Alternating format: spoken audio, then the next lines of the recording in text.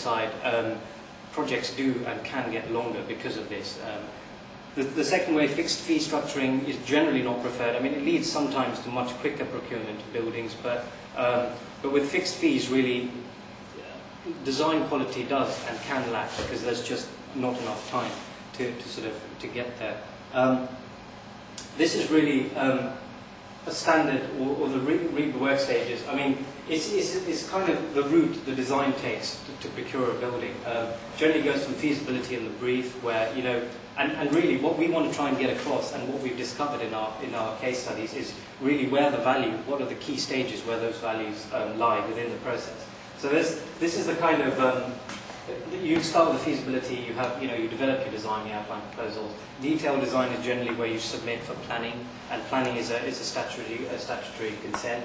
And then after that, you would move on to, you know, work out how it's going to be built, and so you draw that information up.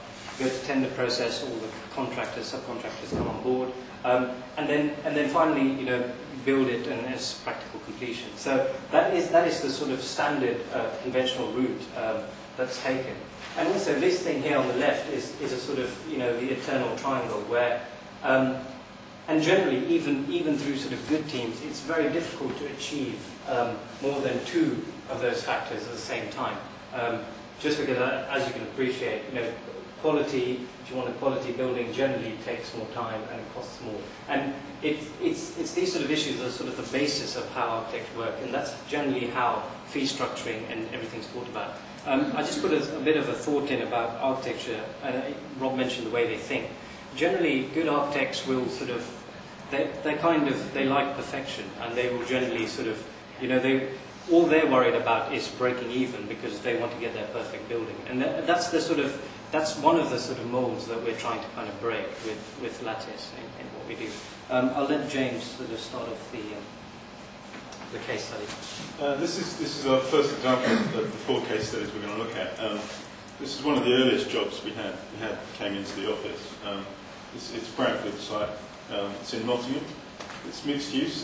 The value of the project is about £3 million. You can see it's sort of general context there in the yellow. It's the reason we're looking at this example really is it's the most traditional form of procurement that we're going to be looking at tonight.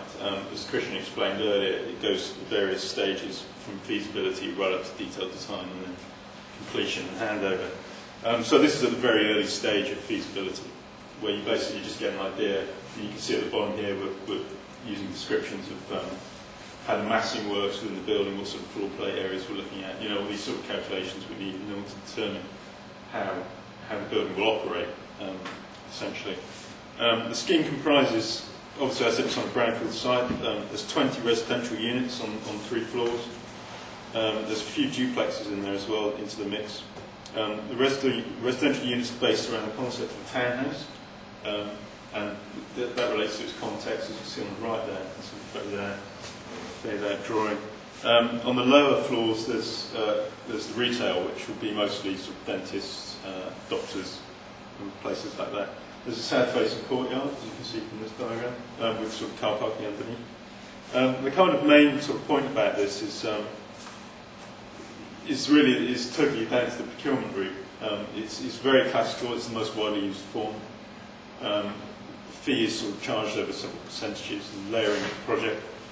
And it's a good way of working, and it works very well for a lot of architects.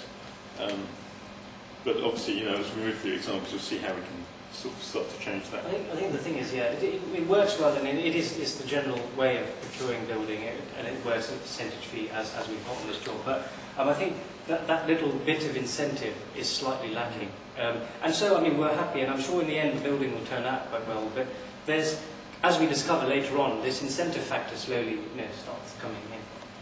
I guess a certain amount of it's down to motivation, really. There's not a lot of incentive there to motivate the architect in order to produce, you know, anything beyond really what he's looking at in terms of fee. It should be said that the feasibility stage really is often ignored as a sort of important stage, but actually probably the most important stage in terms of value, because I mean that's where the initial concept, the idea is made, and once you start on that route of designing, you can't really change the foundation of the concept. So we think it's here really in this project is probably lacking is that there's no ownership at the first stage, the feasibility stage. And you'll see as the projects go on, we try to make the ownership occur at the very beginning of the project. Do you mind if we ask questions as you go along? Yeah, sure. Is that a distress? Is there a way to focus the projector a bit? It just might be interesting. Not terribly. No, it's fine. Do you have a question to ask? So on the last project that you were just talking about, did you consider any other sort of structure to that, or how did you actually? I mean, this was our first. It was project. It's the very first. Yeah, Okay, so that right. To get the project. So, Right. No, I don't blame you.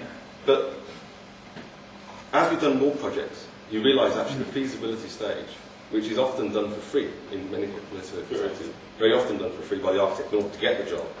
But actually, there's no long-term vision there. I mean, you do a feasibility and then it can go off. You never see the project again. Mm-hmm. So at that time, I mean, when you're supposed to be adding the most value, in fact, you're probably adding the least value in terms of design staff, in terms of thought of the project. You just want to get the job, basically. I mean, as I say, it's often rushed. It's often rushed. So now you're starting to demand that sort of. This is the sort of case in this project, which becomes quite interesting. I think. Yeah. Oh, I thought you were going to this one. Well, okay, this is the second one of our 4 case studies. This is a listed arcade in Leicester. Its value is £2.5 million. We sort of took on again the classical role of the designer in this, and sort of in terms of its spatial planning. That's an interior shot of as it is now. It needs a lot of work to the interior. Because most of it is listed, there's certain complexities involved with that. Can I just say, when you're saying value, this is your deal value, this is your fee, right? Yeah, your contract. Contract cost. Yeah. Again, we were brought in for this for feasibility only on this one. So it's again adding that initial value straight away that we were looking at. This is a slightly different model. The complexity of the brief was the fact that there's a new development very close to this building. That is going to be a huge amount of additional retail. So with this sort of job, we were looking at a different way of approaching the brief. Really, we actually offered more in the end than was required.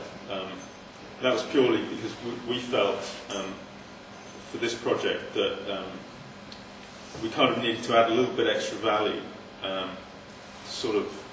create more of a brand around the whole idea of what this place could be. It needed to create a niche, really. I think it was like we only got a fixed fee for the feasibility again. But I mean, this is where we started thinking about, well, hang on a second, what if we own the building? And that's where we had this first sort of thought. And really, I mean, we gave them a lot more because we actually started. We not only did we work out. I mean, the idea is it's little Victorian shops. How do you make it more flexible retail space for today's environment? And really, it was how it was about. I mean, we looked at it and we thought, well, who would you put in there, and how can we sell this whole thing as a concept, and how would it actually be commercial?